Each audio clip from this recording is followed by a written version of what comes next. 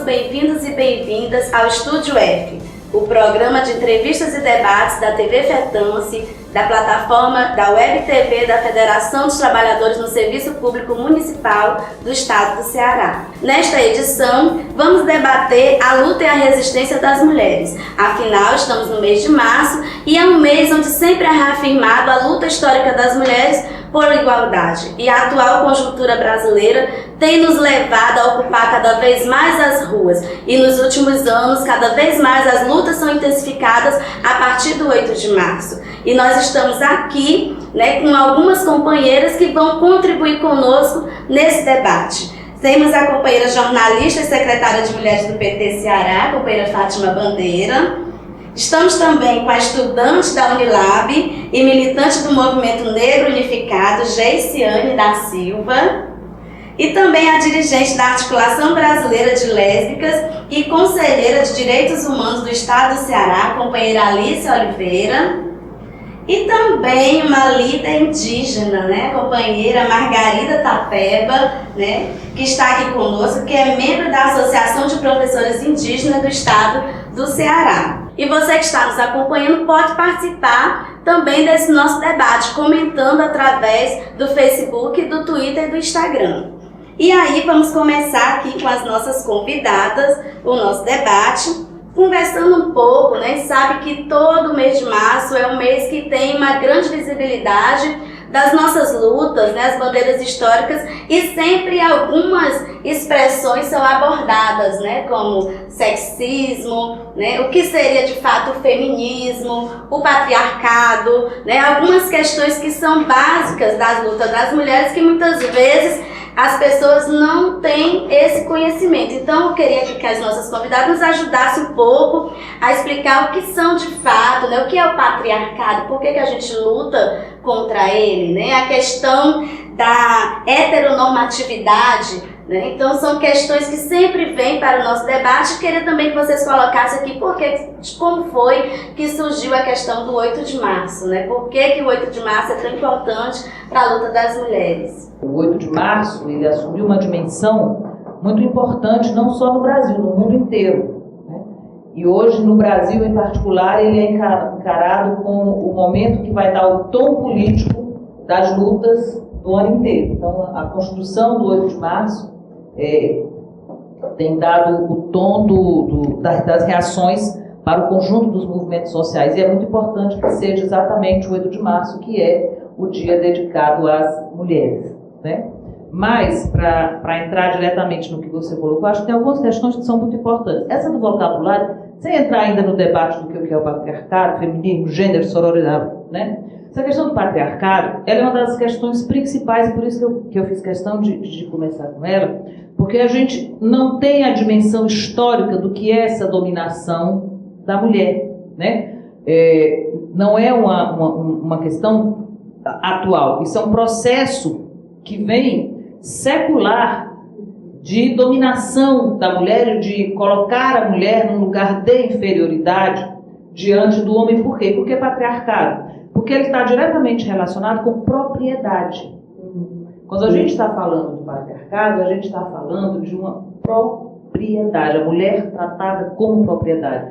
E aí, no capitalismo, isso vem a se agravar, embora o patriarcado não tenha surgido já no sistema capitalista. Mas o capitalismo, com toda a noção de propriedade que incorpora a questão da mulher, ele se agrava, porque você, além de ser uma propriedade subjetiva, você também passa a ser uma propriedade econômica. Eu posso dispor de você para o que eu quiser.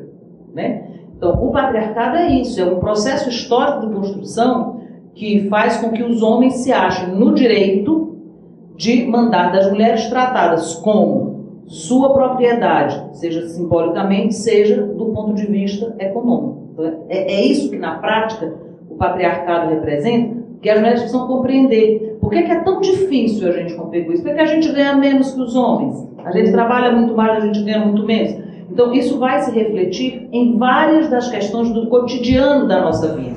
Fátima, e no caso, você colocando esse sistema de dominação, muitas vezes as mulheres são questionadas por que as mulheres não denunciam seus agressores, Porque romper com essa estrutura de dominação não é simples, Então, isso que você coloca é muito interessante, porque muitas vezes as mulheres são culpabilizadas por não denunciar seus agressores, sofrem, apanham, e muitas vezes as pessoas não entendem por que elas não denunciam os agressores. Você sabe que todos os estudos mostram, né? Nós temos vários levantamentos. Por que as mulheres não denunciam os agressores? Porque uma das questões principais que impede delas denunciarem, medo de não ter a atenção devida pelo Estado para que se resguarde. A maioria das mulheres não denuncia porque tem medo que piore a situação. Em segundo lugar, a dependência econômica. E aí nós temos também o feminismo negro, né, Geise? Então era interessante você, como uma militante jovem do movimento negro, colocar um pouco dessa linha, né, de feminismo aqui pra gente, para até compreender esse universo de luta e de resistência das mulheres negras. Né? Oi, todo mundo, né? As meninas que estão aqui, a Nedina. Agradecer o convite também e, assim, entender que debater o feminismo, debater as mulheres, as nossas vidas, é algo pertinente o ano todo, né? A gente tem um calendário feminista que está aí e nesse mês de março a gente pega ele para aprofundar e trazer, né, essas mulheres para poder debater as questões referentes às nossas vidas. E aí, escutando a Fátima falar sobre o patriarcado, aí a gente vai pensar, né? Então, para que o feminismo serve, né? Ele serve exatamente para buscar, mostrar para as mulheres o quanto que é importante, essa luta por igualdade, né? O feminismo é esse espaço onde busca, né, romper com esse sistema patriarcal que oprime as mulheres, coloca as mulheres num lugar de subalternidade, mas também no espaço privado, no espaço doméstico, sendo que o que nós, enquanto mulheres, queremos é exatamente o contrário. A gente quer estar em todos os espaços. E o que é legal, né, o que é bom com essas diversas correntes do feminismo é que não existe um feminismo único, né? Existe uma corrente, ondas do feminismo que muitas vezes excluíram a história das mulheres negras. E tem uma frase muito marcante, né, de uma mulher negra na luta pelo sufragismo nos Estados Unidos, que ela se questiona: e eu sou uma mulher? Porque exatamente no que se diz que é a primeira onda do feminismo, as mulheres brancas lutavam para ter o direito ao voto, mas não prestavam atenção até mesmo dentro de casa, onde diversas mulheres negras eram escravizadas, né, faziam os mesmos trabalhos do que os homens, apanhavam, comiam menos, tinham seus filhos roubados, né, vendidos a qualquer custo, não tinham direito a ter família, né? E aí eu digo família não no sentido família, né, a família patriarcal, né, do sistema capitalista, mas família mesmo, de afeto, de você poder ter seu filho, de você ter seu companheiro. Então, e ela questiona, e ela coloca isso, né? E eu sou uma mulher quando ninguém coloca um pano para me passar numa bolsa, e eu sou uma mulher quando eu tenho que reproduzir e fazer o mesmo trabalho de um homem.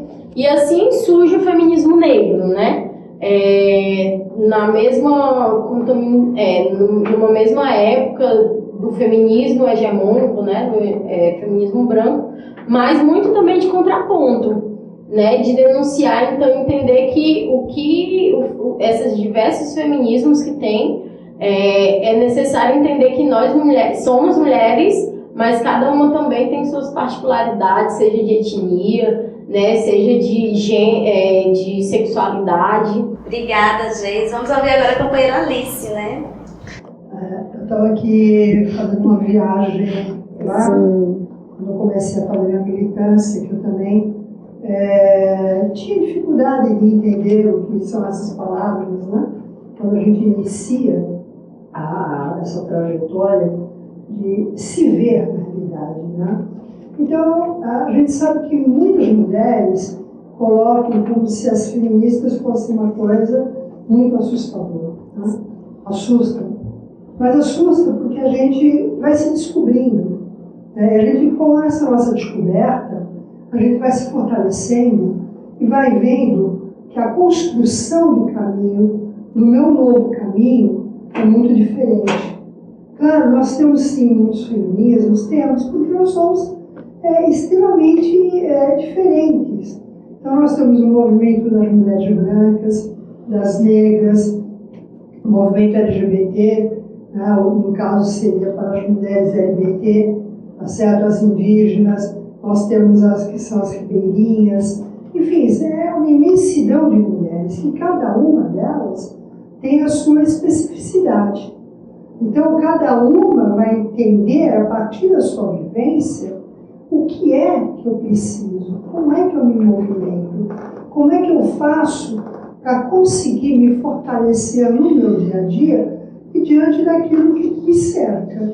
Né? Porque não adianta eu querer mudar o mundo se eu não comecei a mudar aquele mundo que está no meu entorno. Né? Então, eu preciso mudar isso. Quando você vê, eu lembro que quando começamos lá, eu comecei a minha militância no final de 70, então nós éramos taxadas de asmalmadas, né? E até a década de 80, final de 80, era isso que a sociedade nos via. As mulheres que estão lutando pelos seus direitos contra a violência, o emprego, né? Melhores empregos, condições, reconhecimento, são as mal amadas. Então nós éramos um grupo menor de pessoas que saíamos à luta. Né? Hoje, essa discussão, ela ampliou. A mulher que talvez ela nunca tenha frequentado, você que está aí nos assistindo, que talvez nunca tenha frequentado uma reunião de mulher, a partir do momento que você começa a ouvir 8 de março, alguma coisa dentro de você vai começando a dar, é como se fosse um choquezinho. Porque eu sinto isso, né? Eu tenho uma ligação, que é a sororidade, né?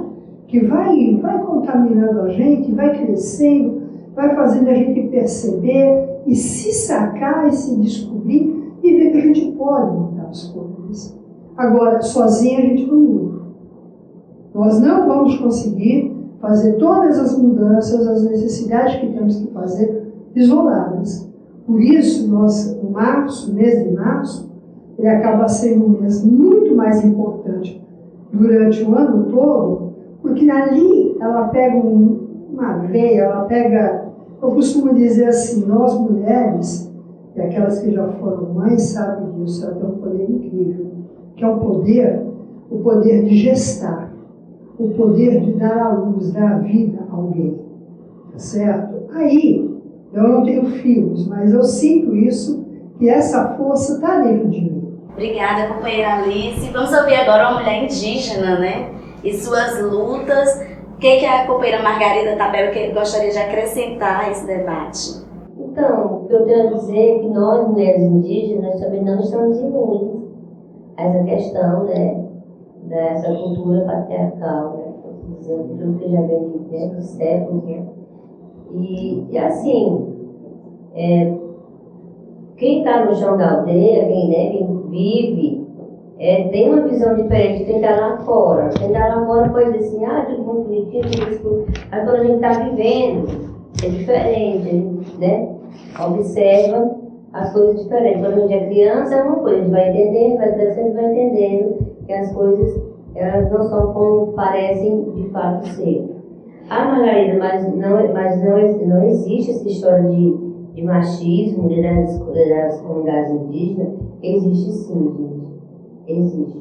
Eu já tive a oportunidade de ir a algumas aldeias, não no meu povo, mas em outros povos, onde as mulheres cantavam baixinho, atrás dos homens. Os homens tinham que cantar na frente, porque eles que são os homens, tinham que cantar alto, enquanto as mulheres falavam baixinho. Eu caí na besteira de cantar alto, né? Para fazer diferente, para saber que o Ceará é diferente. E fui cantar bem alto, e comecei a cantar uma música onde as mulheres cantavam e diziam, né, que as mulheres tinham que cantar. Canta homem, canta mulher, sereia canta no mar. E aí as mulheres começaram a levantar a voz muito, né, bem mais alto que elas já cantavam. E aí os homens ficaram assim, vixe, tomara que chegou a hora dessa mulher embora. Porque senão, né, ela não foi embora logo para começar a mexer. Mas só um pouquinho do que já já presenciei. Mas falando mesmo do povo indígena, povo tapera, o povo ao qual eu pertenço, né? Nós somos 14 escolas, nós somos 19 aldeias. Dentro dessas 19 estão 14 escolas indígenas. E nessas comunidades existem várias lideranças, mulheres, né? Mas quando alguém procura aldeia para fazer, seja qual for aldeia, para fazer qualquer estudo ou pesquisas, sempre é perguntada pela figura do cacique. O cacique é sempre aquela pessoa que, aos olhos de quem está de fora, deveria ser, ou deve ser, a pessoa que dá a última palavra. E nós sabemos que isso não é verdade, né? Pelo menos no Povo Tapera não é.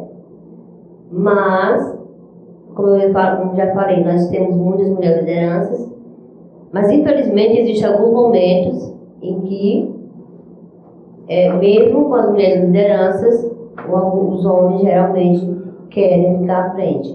Nós mulheres temos um poder incrível, né, de transformar, porque nós temos, até nós que trabalhamos também, eu não trabalho manhã, tarde e noite, até nós que trabalhamos também, nós temos contato com nossos filhos.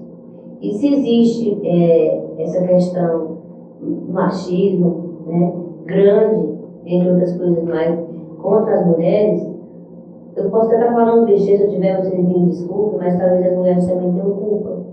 Porque as mulheres também criam os filhos. E nós somos os espelhos. Nós, como educadoras, como mulheres, né, que criamos nossos filhos e filhas, porque tem mulher também machista, gente, pelo amor de Deus. Não nos enganemos, não venhamos pensar que só os homens são assim. Tem mulher também. Obrigada, companheira Margarida. E dizer assim, gente, a gente pode estar combinando aqui, quando uma achar que deve falar também, é interessante, né? Para que essa não é uma roda, mas que possa funcionar uma espécie de uma roda de conversa aqui, né, companheira Fátima? Exatamente. É porque, assim, eu acho que o debate acabou levando todas as falas, coisas tão interessantes, mas eu acho que a principal delas é que, veja só a diversidade dessa roda, né? E é exatamente essa diversidade que faz com que a gente tenha feminismos. Porque é preciso a gente compreender o feminismo como um processo histórico. Não é algo que, assim, agora vamos juntar todas as mulheres e vamos criar o feminismo. Não é isso, né? O feminismo vai surgir a partir da organização das mulheres urbanas, né? Não envolvia indígenas, não envolvia negras. A questão era melhores condições de trabalho, né? A pauta central era melhores condições de trabalho, que é a pauta inicial. Sim. Que veio organizar as mulheres, então não estava preocupada com a questão da sexualidade. Então, a gente pensar no feminismo como um processo histórico faz com que a gente compreenda, sem problemas, que há sim vários feminismos, no sentido de que a pauta foi sendo ampliada à medida que os processos históricos foram acontecendo. Então, incorporar a pauta das mulheres negras, às vezes tem razão. As mulheres iam para a rua fazer movimento e deixavam as crianças com as empregadas domésticas negras. E ficavam tomando conta das crianças para ir para a luta. As mulheres brancas queriam direito de voto, que era a sociedade liberal. Mas a luta mesmo na base era das mulheres que precisavam trabalhar. Inclusive, toda essa discussão da questão das mulheres, elas chegam muito quando há abertura, né? Quer dizer, as mulheres que elas estavam no exterior, elas retornam, né? E aí elas trazem, no Brasil, né? Sim, no Brasil, né? Elas trazem toda uma discussão que até aquele momento não existia no Brasil. Essa é a grande verdade, né? Não existia. Então elas, quando entra o processo da abertura, da anistia, e aí sim, não tem como não acontecer o que você está falando. Quem são? Não eram as mulheres endinheiradas, mas eram as professoras universitárias também, tá certo? As mulheres que tinham, né, o grande acesso a uma série de informações que nós que estávamos aqui não tínhamos, porque nós não tínhamos relação com o exterior, né? E aí elas vêm e começam a trazer essa discussão, e a partir dessa discussão, as coisas são incorporadas. No Brasil, esse movimento começa a partir da discussão do voto da mulher. Né? Sim. A gente vai começar isso quando elas voltam, né, dos Estados Unidos, onde havia uma grande luta para a participação política, e aí aqui entra pela questão do voto, né? Mas, e não pela questão do trabalho, no Brasil. E aí, claro, é aquilo que eu falei, olha, eu acho que cada segmento, que tem a sua especificidade, vai começar a demarcar espaços, né? Porque ela tem que vem cá. Se é discussão lésbica, como é que fica? Né? Cadê? Vamos discute? Quer dizer, vocês não discutem a questão da sexualidade, né? Porque, inclusive, essa questão, que é uma discussão extremamente difícil de ser feita, né? E ela precisa ainda ser feita. Porque, na realidade, hoje nós não temos a discussão, tá certo? Sobre sexualidade, traçando todos os feminismos que aí estão. Então, cada feminismo ele vai se discutir a partir da sua especificidade, mas cadê a mulher? Cadê a mulher que goza, que transa, não importa se é com A, com B ou com C, mas que vai buscar o seu prazer, a sua realização enquanto ser humano. Exatamente, enquanto a sua liberdade. Como é que é essa discussão para as indígenas?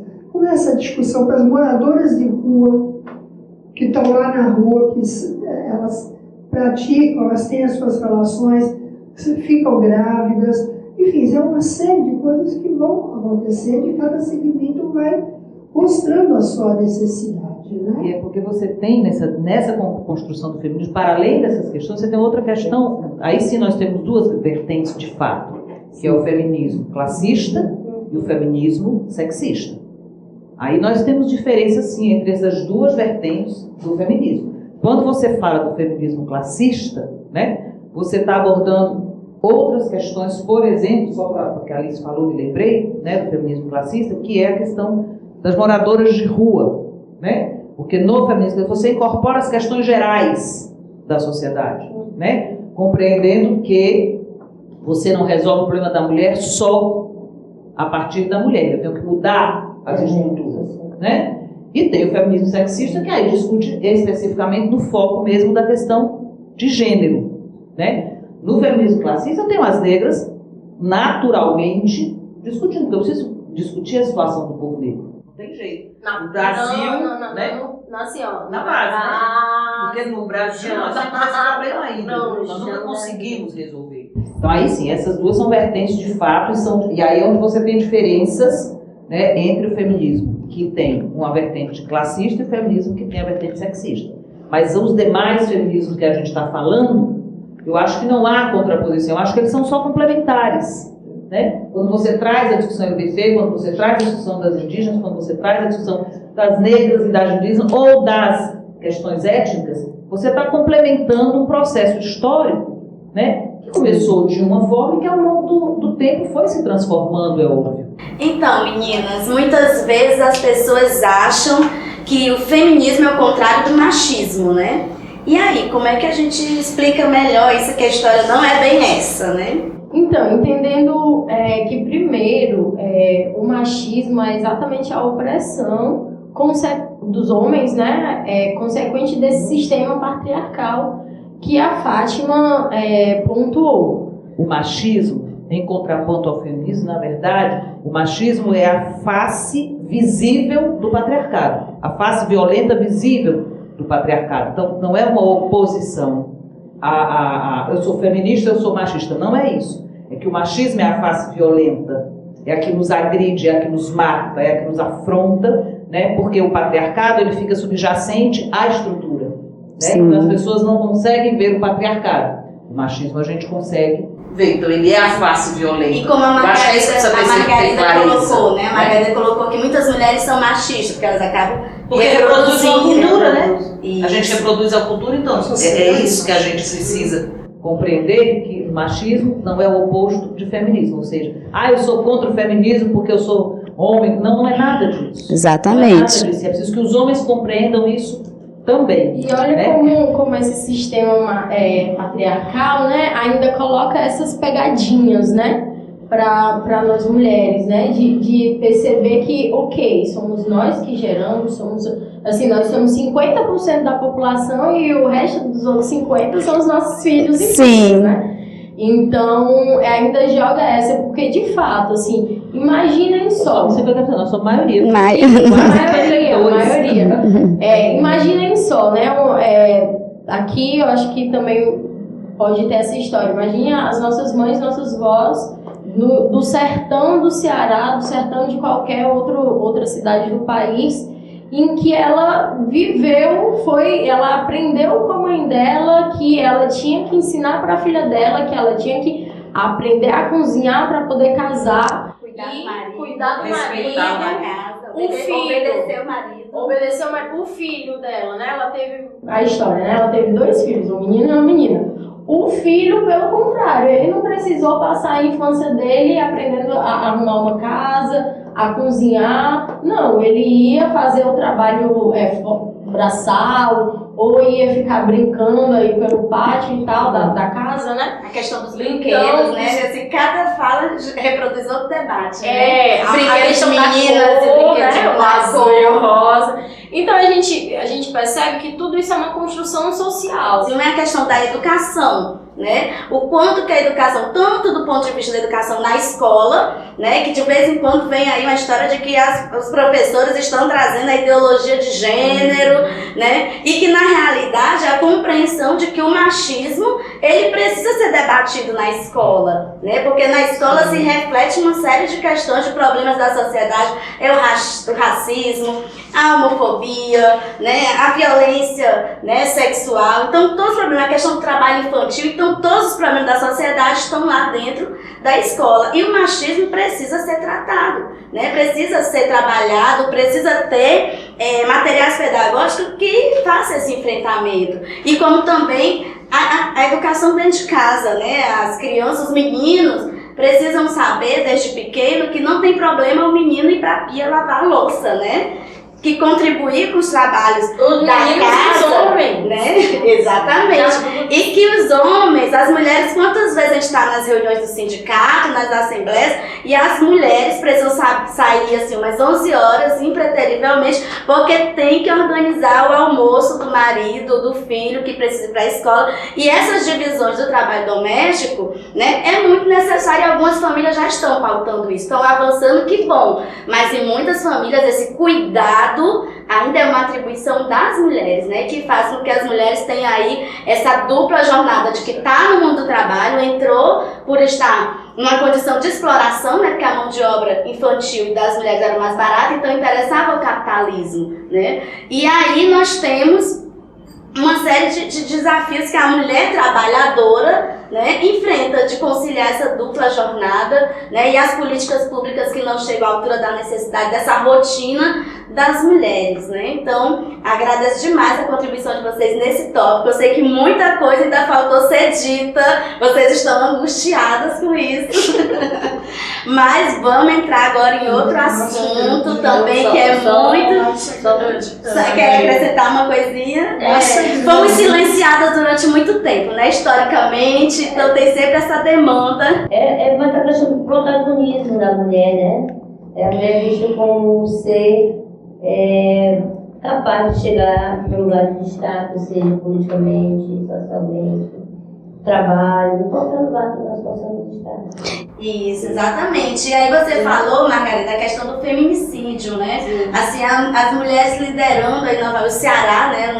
Tem um destaque nacional, né? No assassinato de mulheres. E aí é o próximo assunto agora que a gente quer debater, a questão das violências contra as mulheres, né? De todas as formas, como a violência se manifesta contra as mulheres negras, as mulheres LGBT, né, as mulheres trans, né, quer seja as mulheres do mundo do trabalho, né, onde nós recebemos em média 30% a menos que os homens, as mulheres que estão em cargo de chefia também, né, recebem menos que os homens e ocupam menos cargos de chefia que os homens, né? Na hora de indicar entre um homem e uma mulher, as estatísticas apontam que as mulheres não são as preferidas, né? E o nível de escolaridade das mulheres, né, assim, é altíssimo, né?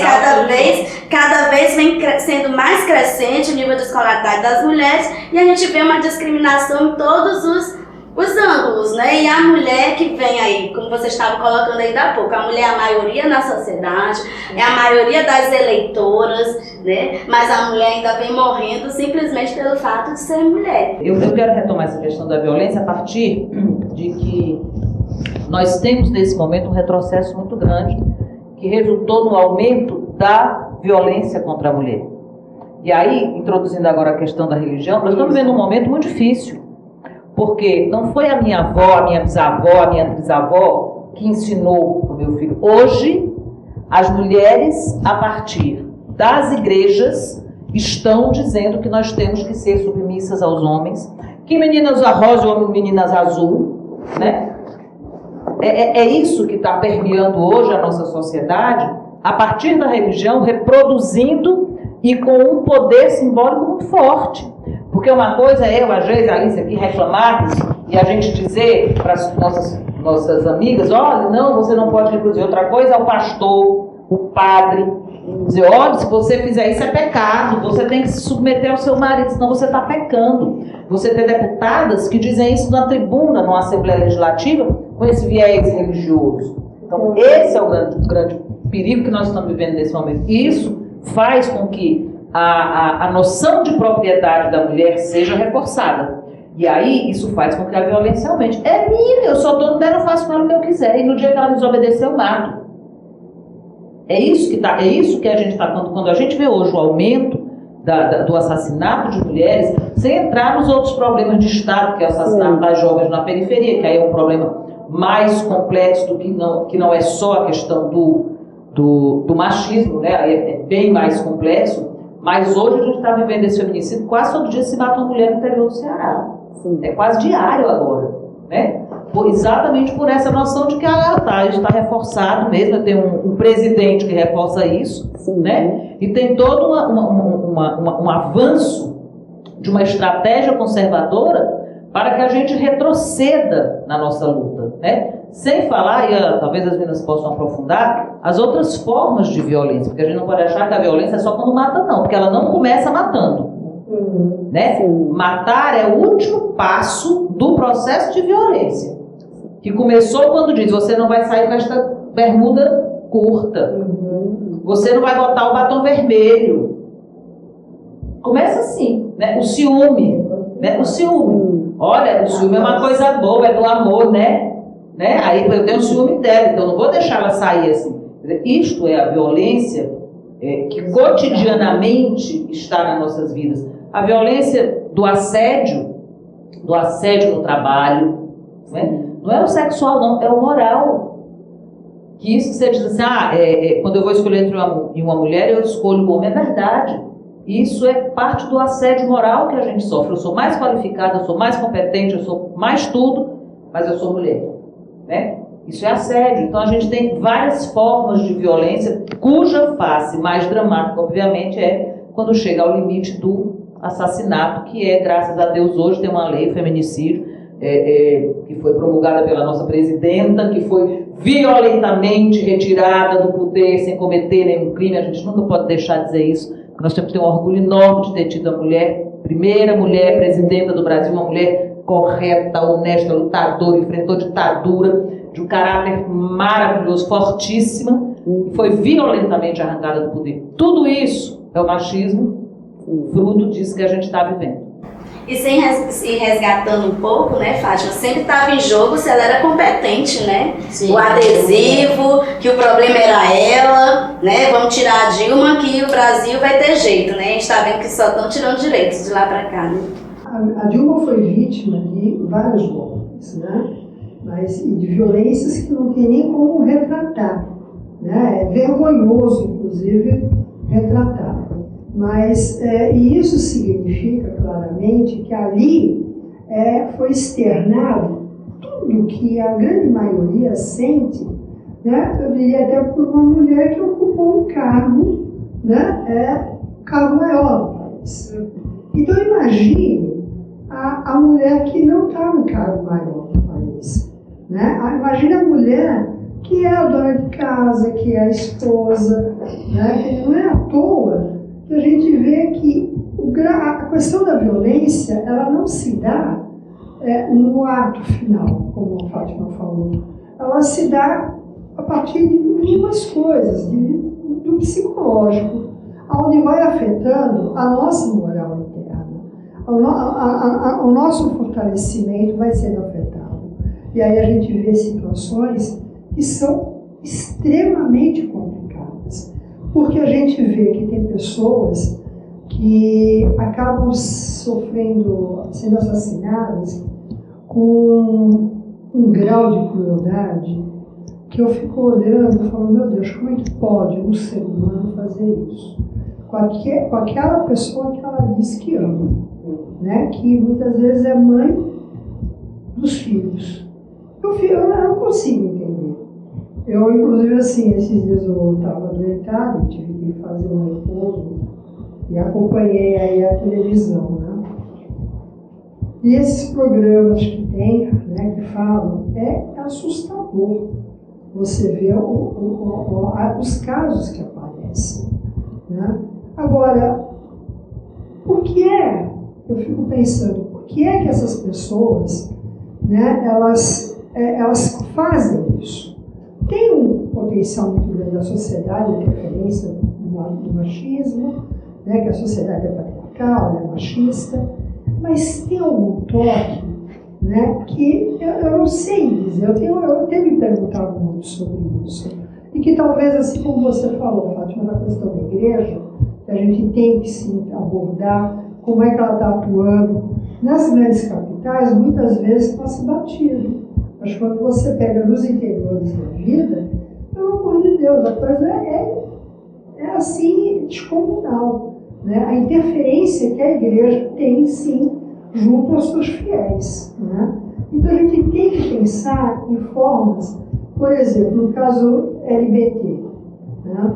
Você tem os estupros corretivos, né? Ou seja, juntam-se alguns homens que sabem que aquela menina é lésbica ou é um casal e vão lá e estupram, porque dizem que vão corrigir, né? E agem com um grau de crueldade que é descomunal. Você pega as trans e as travestis, que elas são assassinadas, né, cruelmente. Quer dizer, aqui o ano passado o Ceará foi o estado que mais matou, né, travestis e transexuais. Né? Como é que pode isso? Né? E por quê? Eu costumo, inclusive, dizer que muitos crimes que passam pela questão da LGBTfobia, eu prefiro dizer que são crimes cometidos por pessoas que se identificam claramente com aquele segmento, né? Ou são gays enrustidos, tá certo? Ou são pessoas que sabem que tem ali uma dose muito grande de transexuais, de travestis, e que não tem a coragem de se assumir, né? Aí, como não tem a coragem, então quer afetar, quer matar, tá certo? Quem vai lá e consegue fazer. Quem tem a coragem, quem se junta, porque realmente a gente precisa ter coragem. Não é fácil chegar, né? Mas a partir do momento que essa pessoa chega e não consegue se ver como ser humano. Então, que sociedade é essa que a gente cria, que não consegue ajudar cada um se ver e viver aquilo que de fato quer viver? Não é importando se o que eu vivo agrade a A, agrade a B ou agrade a C, mas agrada a mim. Então, se agrada a mim, é assim que eu tenho que fazer. Então, quando é isso que é um dos nós. E que aí, quando, por exemplo, no feminicídio, né, é aquela questão que a gente vê muitas mulheres que vão conseguindo se elevar, né, que consegue romper as suas relações e consegue sobressair daquela relação de submissão, né? O cara não aguenta. O cara não aguenta, porque ele, naquele momento, ele está vendo o quanto ele é fraco. Né? Ele não é forte, ele é fraco. Ele é fraco, tão fraco que ele vai lá e mata a fortaleza. Geise, e as mulheres negras, as mulheres da periferia, como você vê essa questão da violência? Como chega até vocês? Então, uma das coisas que, assim, concordando com o que as meninas falaram, né, o que a gente percebe é que a sociedade brasileira ela é construída a partir da violência contra a mulher, né? Então a gente vai pegar várias histórias, vários relatos, né, de mulheres que foram silenciadas por serem essas mulheres autônomas, né, essas fortalezas, mas também por serem essas mulheres que optaram em viver, né? Então ser donas de si, etc. Mas se a gente for voltar um pouquinho antes, né, dessa terminologia que é o feminicídio, a gente vai encontrar e vai ver quantas mulheres que foram mortas, assassinadas, né, nesse período escravocrata em que a sociedade brasileira ela foi construída, né? E se a gente for pegar em todas as nossas heroínas, se a gente for pegar os nossos símbolos, quais são esses símbolos, né? Então, uma coisa que no decorrer de todo esse debate eu vinha pensando, né? Quem é que tem o direito da narrativa? Quem é que conta a história, né?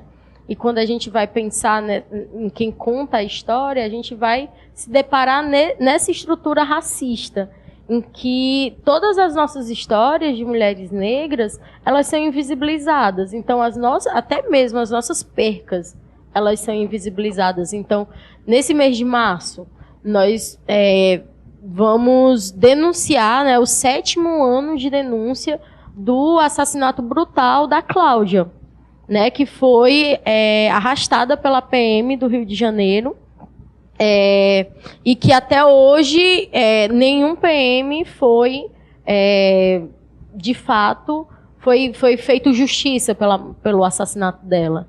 A gente tem um assassinato brutal da Marielle Franco também no mês de março, né, em que silenciaram uma parlamentar, uma mulher negra, lésbica, da periferia.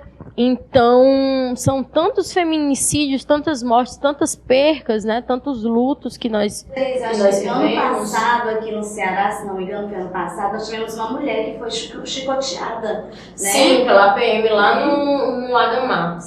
Né? Então, a violência contra o corpo da mulher negra, ela é triplamente maior do que nas mulheres brancas, nas mulheres não negras. E aí a gente vai perceber como é que se dá essa construção dessa cultura de violência na sociedade brasileira, né? Ela se dá pelas formas, né, em que as mulheres são tratadas na televisão, seja, né, dando um exemplo grande, né, que o movimento feminista fala, que era, né, as propagandas de cerveja, que hoje boa parte, né, tenta mudar essa narrativa de como se dá a propaganda, mas a gente vai perceber o quanto que a sexualização, né, do corpo da mulher negra é colocada como se ela tivesse ali a dispor, né, tá ali, mas a gente vai entender também como que a pobreza, a vulnerabilidade, a falta de educação coloca essas mulheres também num lugar em que é fácil para esse mercado da cultura sexista, né? Que é um lugar de controle, uma imagem de controle colocada em cima dos nossos corpos. Então, a gente vai detectar em que no feminicídio a gente tem um aumento do feminicídio contra as mulheres negras e diminui a vitimização das mulheres brancas. A gente pode também encontrar nos dados, não nos dados, a gente pode perceber entre nós, né, como que a diferença também do que nos afeta. Então, a vida de uma mulher negra traz menos comoção do que a vitimação de uma mulher branca né, que quando é assassinado um advogado, uma médica, a sociedade, vou botar assim, a sociedade cearense, ela para e é 24 horas falando sobre esse assassinato, enquanto diversas mulheres negras na periferia, né, nesse cenário em que hoje morre muita mulher jovem, né? Inclusive, Geice, e não há comoção, né? eu li um dado outro dia de que mais de 60% das mulheres que são vítimas de feminicídio são negras, né? Mais de 60%. Então, um dado grande que é invisibilizado, né? E aí a gente gostaria de conversar também um pouco com a companheira Margarida, né? Como uma mulher indígena que também luta por uma educação diferenciada, né, que garanta, né, o seu direito às suas tradições, né, a cultura do seu povo, como também uma saúde diferenciada. Então eu queria que a Margarida contasse um pouco pra gente como é que está essa luta, porque quando o Estado nega esse direito de reparar essas dívidas históricas, porque o Brasil era dos índios, né? Os brancos chegaram aqui matando, estuprando, né? Fazendo uma série de coisas e que hoje a população indígena luta pelo seu território, pelo seu direito, a sua identidade, a sua cultura, as suas tradições. Margarida, conversa um pouquinho pra gente. Uma luta tão necessária, quantos assassinatos, né, de lideranças indígenas. Nós, realmente, essa violência toda, ela se inicia na questão territorial. Na questão territorial, ela vai para a questão da educação, da saúde, mas começa, de fato, uma questão territorial, abrindo pelo território, né? Que as pessoas não entendem, ou se entendem, se fingem que não entendem, mas é como um ditado que os mais velhos dizem da minha aldeia, na minha aldeia e nas aldeias dos parentes, indo sem terra como peixe fora d'água. E essa briga pela terra, ela tem deixado muitas sequelas em muitas mulheres indígenas. Como foi falado no início, as mulheres sempre ficaram à frente, né, das lutas. Eu posso estar falando aqui agora, mas talvez alguns 20 anos atrás, ou 30, eu talvez nem tivesse, porque fui muito perseguida, né? Não só eu, mas eu fui uma das principais perseguidas. Em 96, se eu não me engano, meu nome foi por livro de recorde dos mais ameaçados de morte, né? As pessoas mais ameaçadas de morte, por conta da questão territorial. E eu cheguei a enfrentar delegados, né, em Calcaia, que pegavam, mandavam homens me bater, entendeu? Chegava para algum poceiro e dizia assim: olha, pega 3 homens de forte, manda dar uma surra nessa mulher, que ela para de brigar por essas terras. E aí eu atrevida muito na época, uns 20 e poucos anos, mas delegado, mas o senhor não precisa mandar 3 homens me bater, basta o senhor. Só um, venha só o senhor, um homem, porque 3 homens para mulher é muito, mas um já é muito, mas 3, aí o senhor seria 4, venha só o senhor mesmo, me respeite. Aí começa toda a questão, né? São muitas histórias dentro de uma história, né? E aí parte essa questão da violência e deixa essa sequela. Se não matou fisicamente, mas deixou, assim, por anos, eu não andava nas estradas, assim, andava pelas varedas, dormia em casa de parentes, por medo. Porque quando era a Polícia Federal, era a civil, né? E a procura, porque sempre tinha um pulseiro atrás de saber o que as mulheres, a Margarida e outras mulheres, lideranças daquelas aldeias estavam fazendo em relação à questão da terra. Estavam fazendo retomada, estavam encabeçando a retomada, estavam trazendo os parentes de volta, aqueles que foram expulsos antes de nós nascer, até muito de eu nascer, né? E foram expulsos, que a gente estava trazendo eles de volta para dentro das aldeias, enfrentando os conceitos, coisas que os nossos ancestrais queriam fazer, mas que não podiam, porque eles temiam muito, né? Temiam muito a fazer isso, que os conceitos pudessem matar, o Exterminado fez. Até teve a história de que disseram que não tinha mais ele no Ceará. E aí, como falar, se já foi dito que o Rala não existe mais, né? Então, a gente, por muito tempo, o povo teve que se calar. Mas agora é preciso falar. Falar e não falar bastante, né? E essa voz das mulheres é uma voz muito importante, porque essas mulheres sofreram caladas, né? Para defender seus filhos, ficaram sem seus maridos, ficaram sem seus pais, porque chegavam nas aldeias, a primeira coisa que faziam era pegar os homens, né? e levá-los e deixar as mulheres, e quando deixavam com as crianças, né, outras vezes matavam e extinguiam aldeias como todas. A gente sabe que aqui no Ceará, no Nordeste, foi muita guerra. Mas essas guerras a qual a gente fala, que os historiadores se referem, não eram guerras de fato, guerras. Não era guerra de pessoas com outras pessoas de igual para igual. Era perseguição aos indígenas, aos nativos, né? E isso tinha por trás a questão da terra. Tudo começa a questão territorial. E daí, em 1990, nós mulheres nos reunimos e nós pensamos, olha, se alguém não faz nada por nós vamos ter que fazer. E daí nasce a escola diferenciada. Para que nós mulheres, né, hoje a maioria das professores são mulheres, né, só no Itapeva nós temos em torno de 300 professores, e a grande maioria são mulheres. E nós trabalhamos essa questão do repasse, essa questão da autovalorização, do respeito, do reconhecimento, do sentimento de pertença, porque quando a escola foi fundada, o maior objetivo não era a leitura e a escrita, porque a leitura e a escrita, o indígena poderia, o Itapeva poderia ter fora da aldeia, quando tinha, porque nem sempre podia, porque quando saía lá fora, já levava o nome de itapevano, de coisa ruim, comedor de carniça, tudo que não prestava era aquele povo que vivia naquelas aldeias. Então, eu sofri isso, eu passei por isso, e minhas sobrinhas, minhas filhas não, porque meus filhos já nasceram quando a escola já estava fundada, e filhos, mas sobrinhas, mães de famílias hoje, que estão retornando à escola, que deixaram por 20, 30 anos e agora estão retornando, que eu acho isso muito maravilha. As pessoas estão retornando, essas pessoas que na época eram crianças e que eram taxadas de porra da sociedade lá fora, né, na cidade.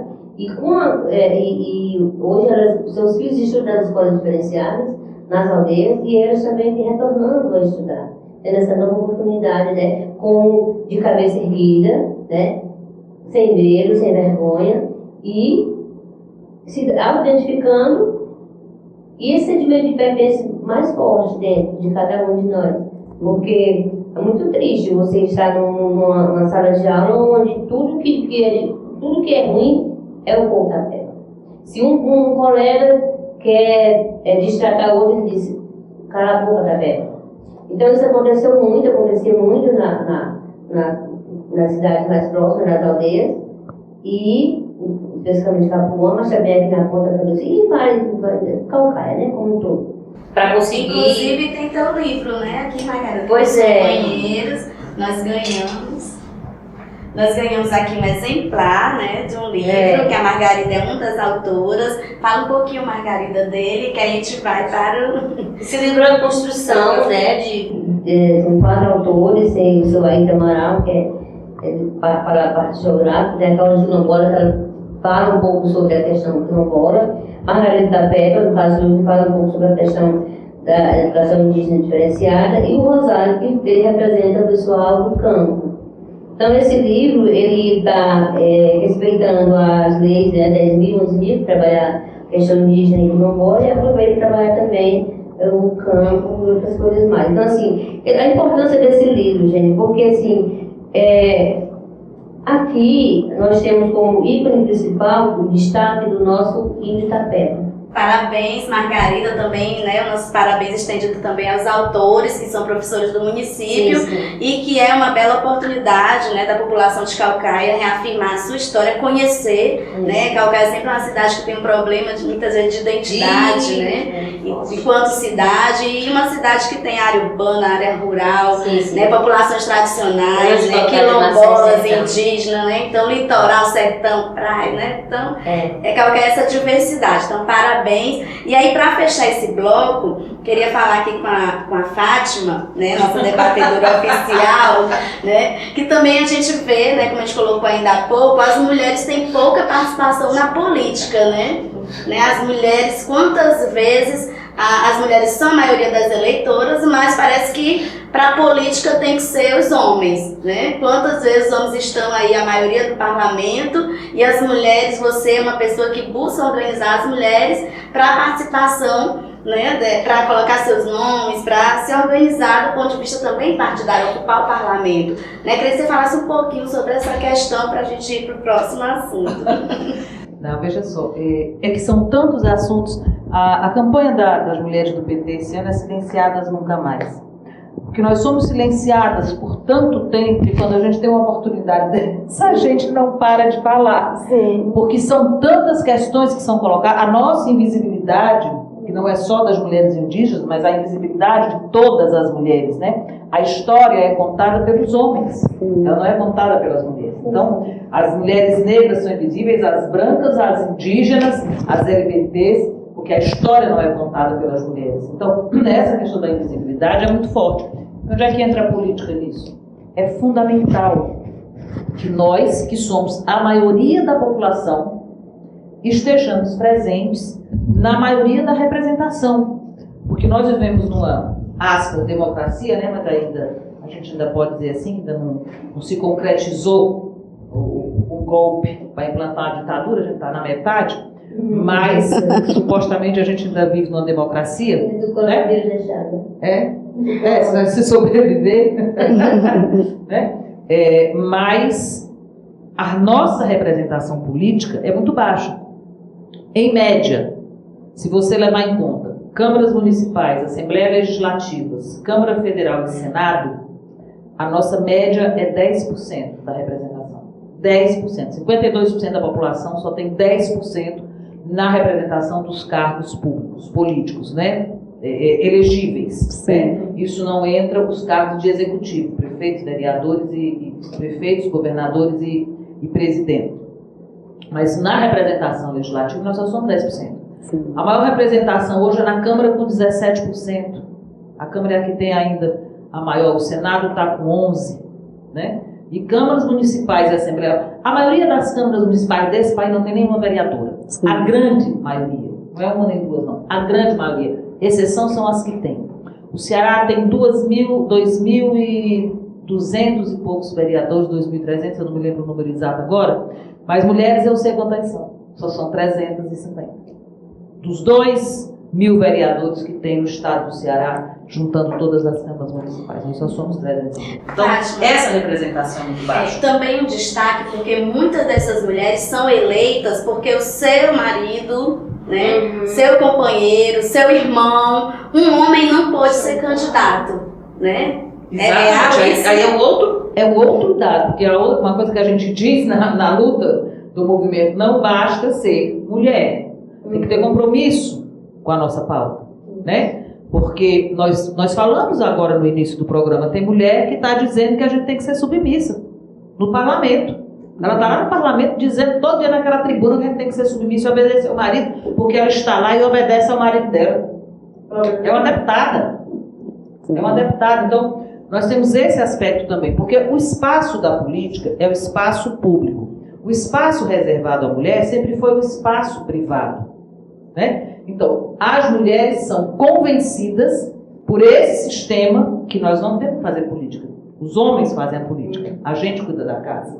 Nós somos restritas ao lar, né? Então, esse é um aspecto. Aí, quando ele não pode ser candidato, bota a mulher, a filha, a prima, a tia, a sobrinha, mas apenas para representá-lo e não para representar as mulheres. Estamos esse ano, é um ano eleitoral, é importantíssimo. Mulheres, por favor, vamos ser candidatas. Filice é um partido de esquerda e venha ser candidato, porque nós precisamos mudar essa correlação de forças. Nós não vamos mudar essa estrutura se a gente não mudar essa correlação de força na política.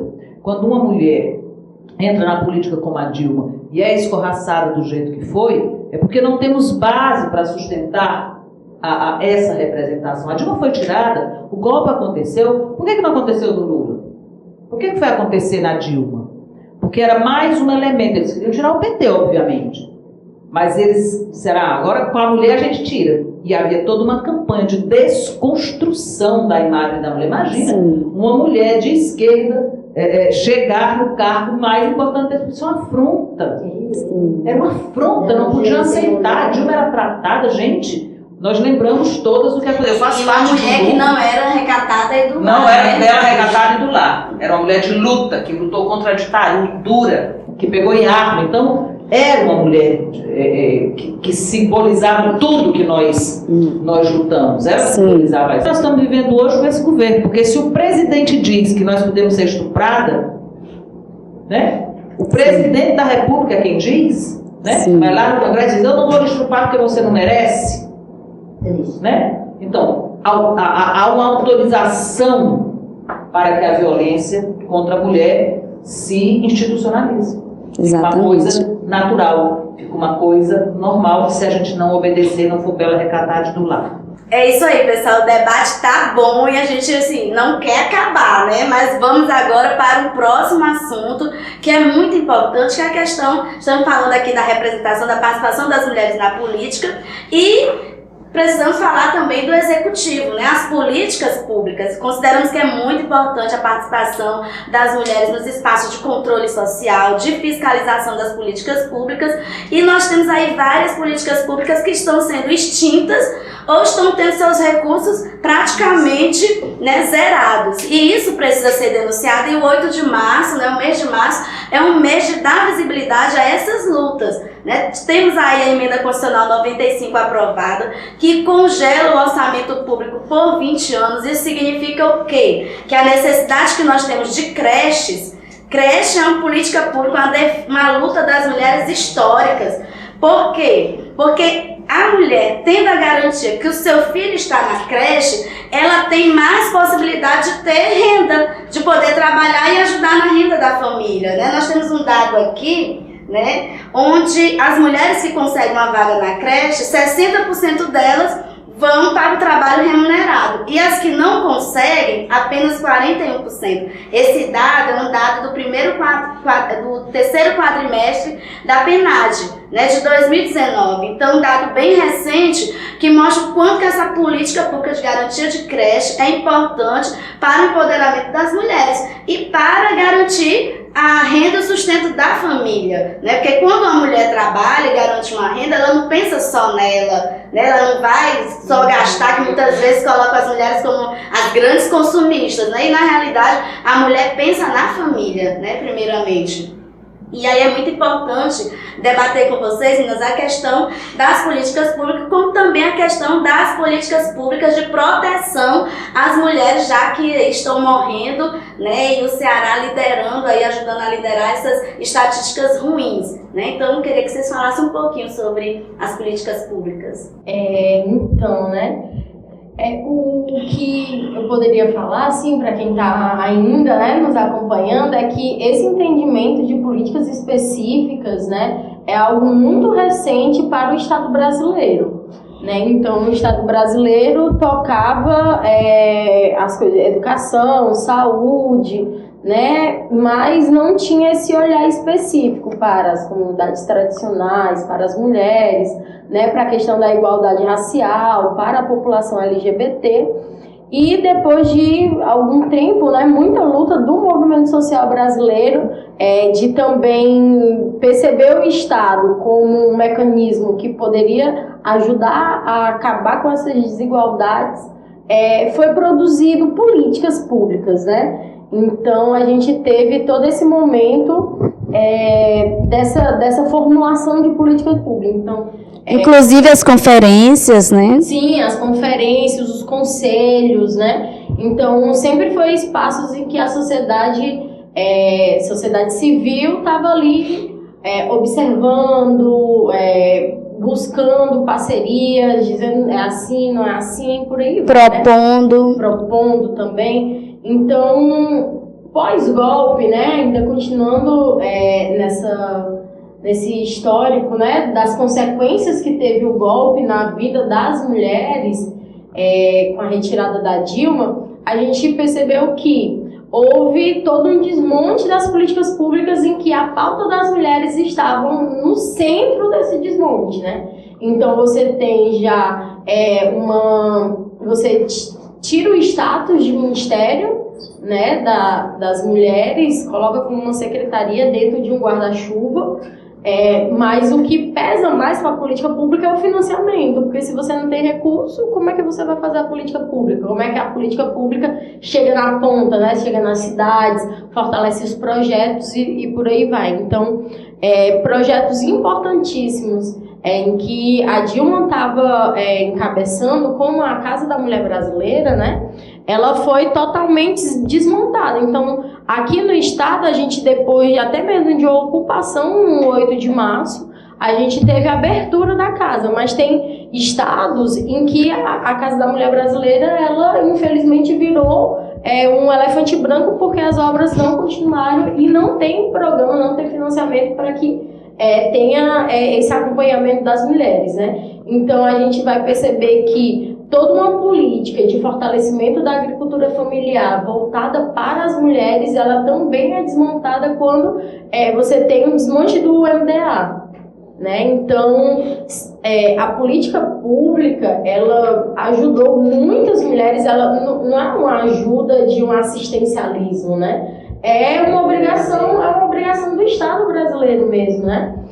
De fazer com que possa dar condições para que essas mulheres pudessem produzir, mas que tivesse também um acompanhamento psicológico.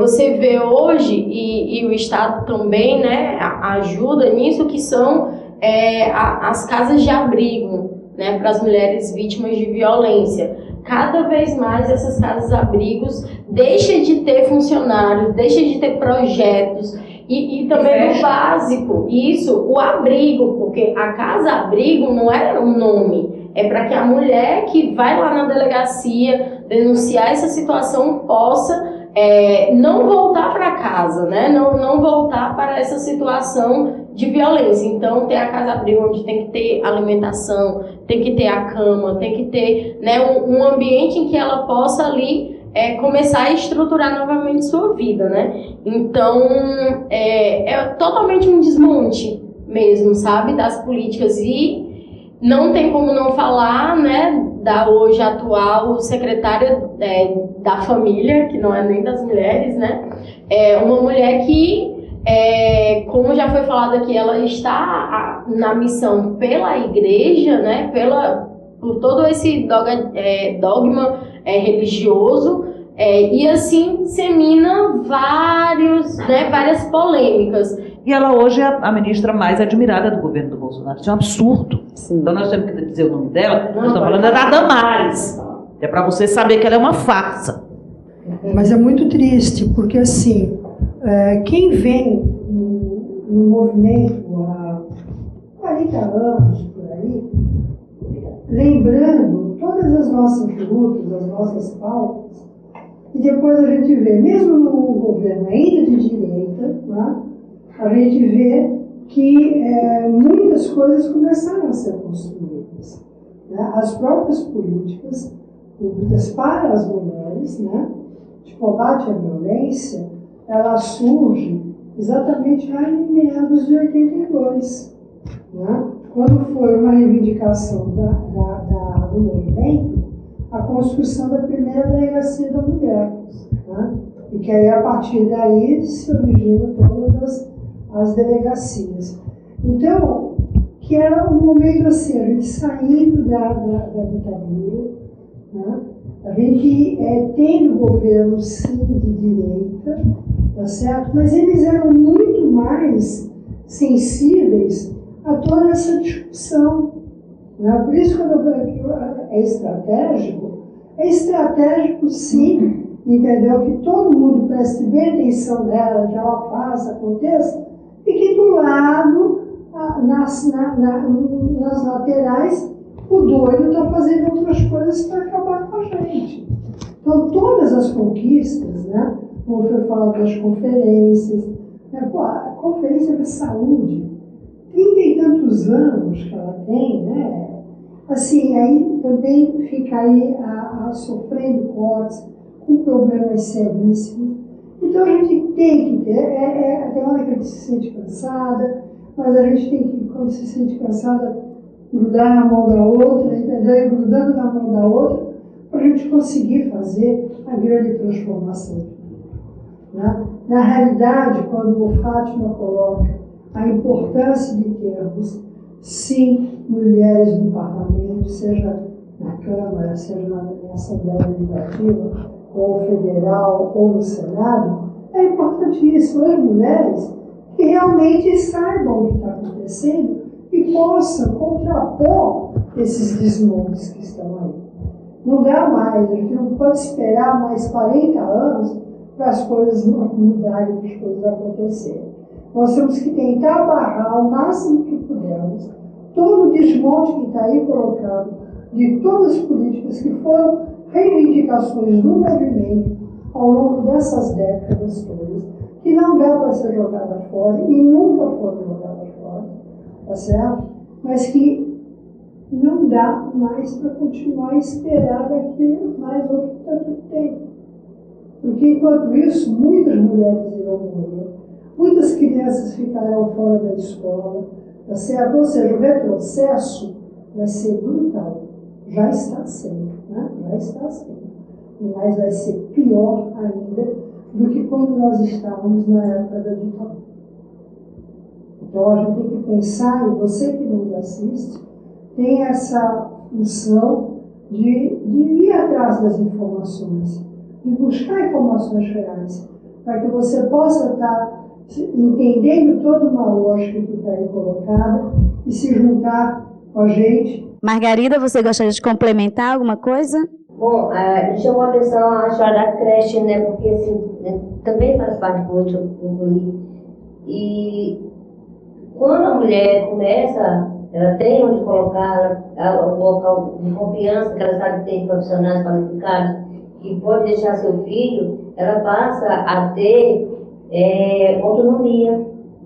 E ela também pode voltar a estudar. Que muitas vezes os companheiros, né, os maridos, ou amantes, ou namoridos, eles não deixam, porque eles têm ciúmes, né? Eles não deixam elas estudar, e elas voltam a estudar, voltam a trabalhar, então elas voltam a viver. Eu diria que tudo muda na vida da mulher quando ela começa a ter autonomia e pensar assim, eu não dependo, né, de A, de B, eu tenho o meu próprio sustento, eu tenho meu dinheiro, eu tenho minha autonomia, eu posso comprar o meu vestido do tamanho que eu quiser, né, do comprimento que eu quiser, posso usar uma alcinha. Quando a menina diz assim, tem a história do vestir, o menino vestir azul, a menina vestir rosa. Para nós indígenas, se pudesse, nós nem uma cor nem outra, nós poderíamos continuar nus, né? De boa. De boa. Só que, infelizmente, tem a questão da política pública voltada para a religião, isso aí é historicamente, né? A questão do catolicismo, a questão de que vem já de muito tempo das igrejas e que ultimamente a gente tem visto isso aí assim descaradamente acontecer, né, em relação à questão da espiritualidade. Eu não costumo muito falar de religião porque quando chegaram aqui, né, que ainda não era Brasil, diziam que nós nativos não tínhamos religião e realmente até hoje nós não temos. Nós temos uma espiritualidade. E essa espiritualidade ela não é compreendida pelas igrejas, por quem faz as igrejas, né? Das outras religiões. E aí o que acontece é que há um contraste em relação a isso, né? As pessoas não conseguem entender, mas que espiritualidade é essa? Precisa conhecer para respeitar. E aí a gente, para encerrar o nosso último bloco, falar um pouco sobre a questão dessa atual conjuntura, né? O impacto na vida das mulheres. Tivemos agora recentemente, né, uma convocação por parte do presidente, que depois que desmentir, diz que o vídeo não era desse ano, era do ano tal. Mas enfim, um presidente convocando um ato para o dia 15 de março, colocando uma insatisfação na população contra o Congresso, né, contra o Supremo, né, e aí querendo fazer o quê, né? Então nós mais do que nunca queremos não apenas reforçar que o papel do presidente está deixando de ser cumprido, né? Ele esquece muitas vezes que é o presidente de um país como o Brasil e que nós mulheres, a partir do 8 de março, que é o principal ato do início desse ano, já tivemos aí a greve dos petroleiros, né, que iniciaram o ano com as mobilizações,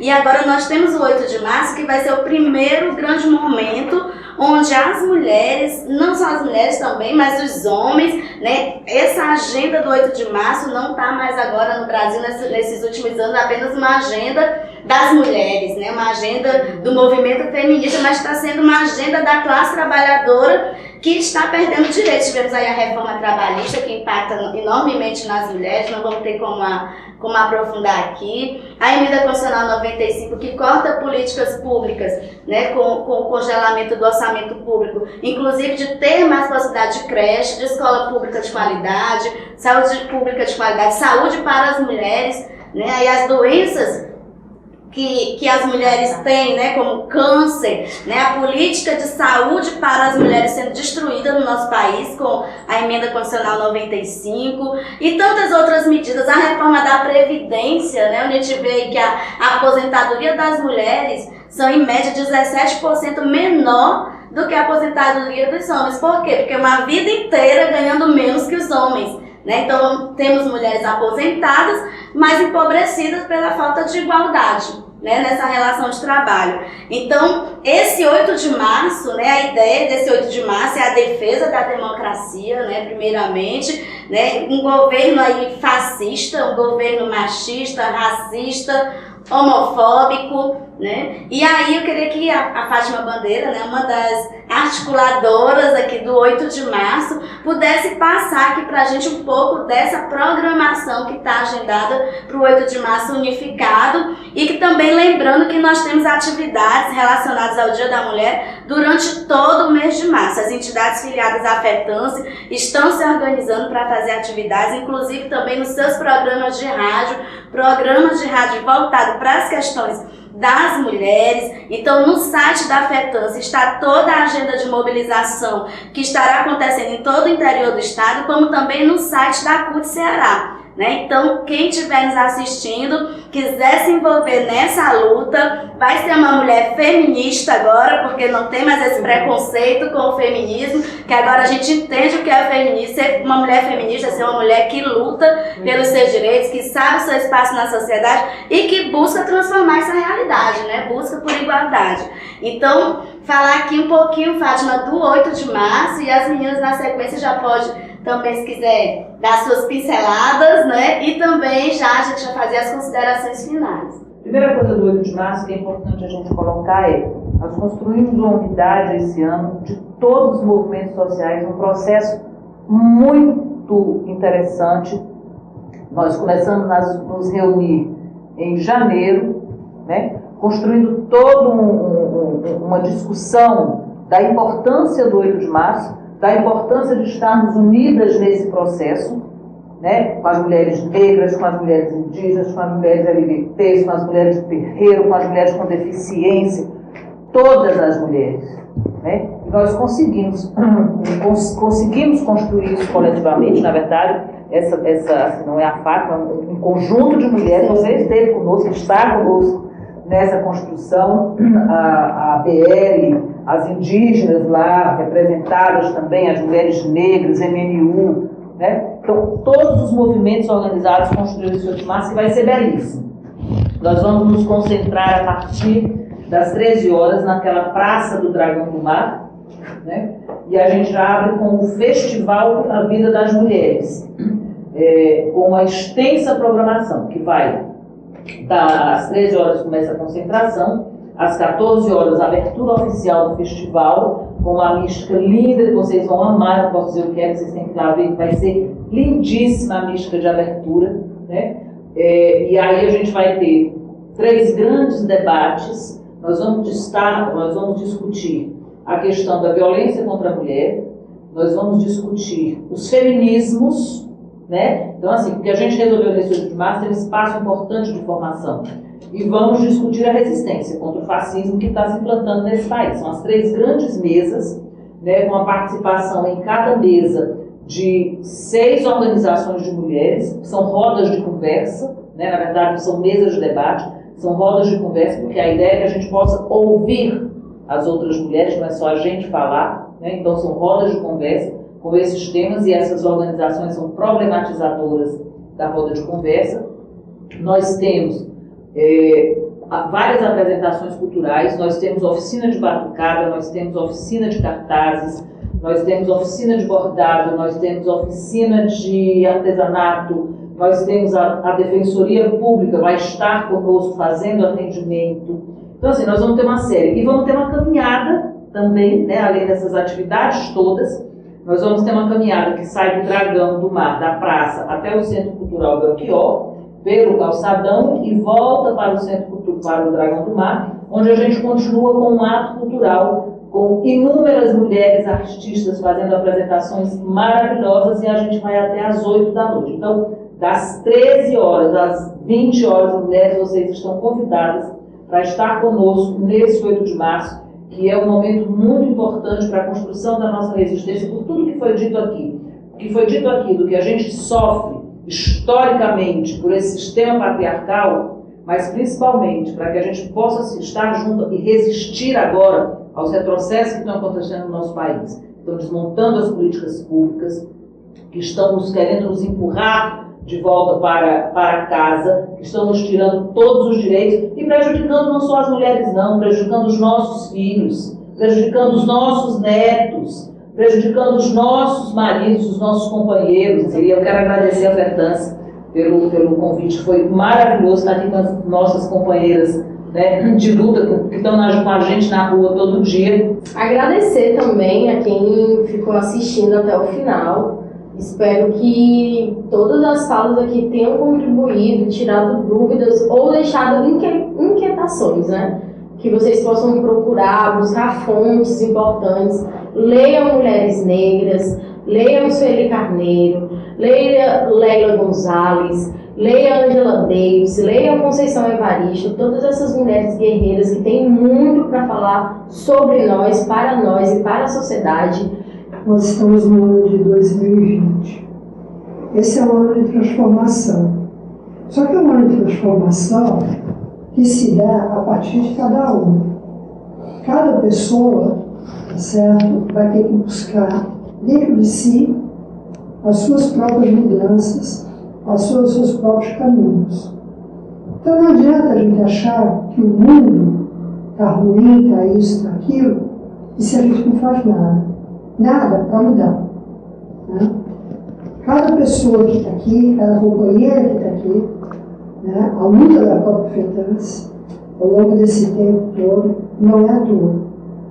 Normalmente está para liderar vocês que estão assistindo, né, que são do segmento, enfim, mostrar uma série de caminhos. Nós estamos aqui porque acreditamos que, somando-se umas às outras, nós vamos fazer essa grande diferença. Por isso que é muito importante. A luta é grande, vocês ouviram aqui. Todos os pareceu, às vezes, em algum momento, até meio que uma lamentação, né? Porque já são coisas colocadas há décadas e que ainda vem se repetindo. Mas se faz necessário isso. E se faz necessário a gente denunciar todas as coisas que precisam ser denunciadas, lutar para combater essas questões, né? E nos momentos que são extremamente importantes, como o 8 de março, nós estamos lá juntas, né, para dizer, eu estou ajudando na minha parte, eu estou fazendo a minha parte. E tenha certeza que se você, eu tenho certeza que você ficou aqui com prazer, ficou aqui com muita satisfação de nos ouvir, né? Tudo isso vai fazer você se motivar a estar indo no 8 de março, para fazer a grande diferença. É isso, gente. Também é só agradecer a todos que ficaram até agora assistindo, agradecer aos companheiros que estão aqui, né, cada uma dando seu depoimento. e dizer que é isso, que nós não podemos jamais nos ver como minorias, nos colocam como minorias, mas se juntarmos, nós não somos minorias, nós somos a grande maioria. Então, meninas, nós é que agradecemos em nome da FETANSE por toda a vivência de vocês, né, por todo esse universo que vocês representam e que em pouco tempo colocaram aqui para nós muitas informações. Foi um momento assim de muito aprendizado e de compartilhamento, né, de conhecimento. Então, muito obrigada em nome da FETANSE e que a gente possa continuar nessa resistência, trazendo mais mulheres, empoderando as mulheres, discutindo com os homens, porque os homens precisam conhecer esse universo também, mas primeiro a gente precisa empoderar as mulheres, né? E para encerrar, encerramos com Simone de Beauvoir, né? Ninguém nasce mulher, nós nos tornamos mulher, e foi isso que esse debate aqui colocou. Então, esse processo de construção da luta das mulheres passa por essa compreensão de que nós temos que nos ver como mulher, né, sentir as nossas dores e compreender que nós somos mulheres que em transformação e que buscam transformações na sociedade. Então, meninas, muito obrigada, foi lindo demais, e como foi muito bom, a FETANSE durante esse mês de março vai estar fazendo outros momentos, aprofundando mais nesse universo da luta e da resistência das mulheres. Fiquem com a gente, compartilhem, ajudem na divulgação dessas informações, não só pelas mulheres, pelas mulheres e por toda a sociedade, porque a luta feminista é isso, né? O feminismo, ele luta não apenas pela luta das mulheres, que só pela luta das mulheres já valeria a pena, mas luta por todos e por todas. Um abraço.